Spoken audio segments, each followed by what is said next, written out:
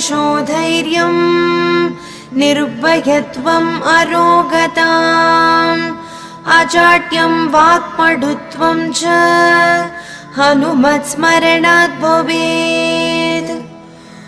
बुद्धिर्बलं यशोधैर्यम् निर्भयत्वम् अरोगताम् अजाड्यं वाक्पटुत्वं च हनुमत्स्मरणात् भवेत्।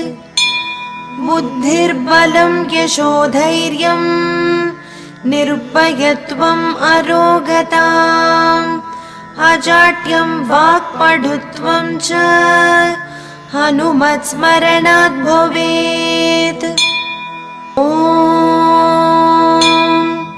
बुद्धिर्बलं यशोधैर्यम् निर्भयत्वम् अरोगताम् अजाड्यं